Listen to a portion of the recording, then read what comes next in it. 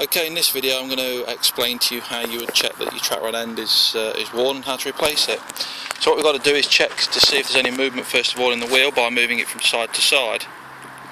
This wheel has got quite a bit of sideways rotation, moving it up and down, side to side. You can see that through there. Maybe not, but it has. Moving up and down, you can feel the movement, side to side, up and down. So we're going to be changing the track rod end. So the first thing we've done is to remove the wheel.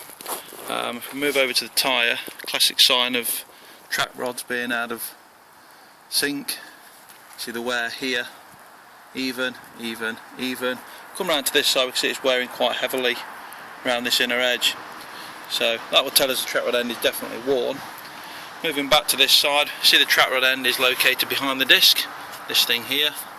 All we're going to do is we're going to loosen this nut by holding the inner track rod arm, loosening the nut, and then we're going to move down to here. We're going to undo this nut here. When we take that nut out, we're going to use a splitter to part the track rod from the actual inner wishbone, stub axle, sorry, here. Once we've parted that, we'll pick the video up. So this is what we're left with when we've removed the tie rod.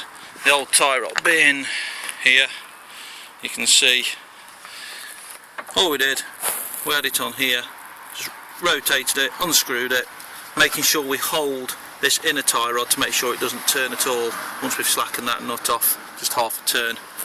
Fitting the new one, exact reverse, quite easy. Place it on, turn it clockwise, making sure the inner tie rod doesn't turn. If the inner tie rod begins to turn, you'll need to hold it, of course. I can't do that while I'm holding the camera. And tightening this up as well. So we just tighten this up as far as the actual nut that's already on the tie rod. And then we're going to move the tie rod nut up to the tie rod to actually lock it off and tighten it. You should find it goes somewhere close to where it was before. Okay, so there we go. Now this here, we just need to place that into the stub axle there. Move the stub axle around a bit as well. Give that a bit of a knock. You see it pointing through, and that's effectively it fitted. It's just a case now, quite simply, of putting this nut back on. We'll tighten that up with a spanner, and that's tight. We'll then nip this little nut up here, again making sure this doesn't move and this doesn't move, and then job's a good one. Put your wheel back on and you should find there's no movement left. If there's still movement, then it won't be your tie rod that needed changing, could be your wheel bearing. Thank you.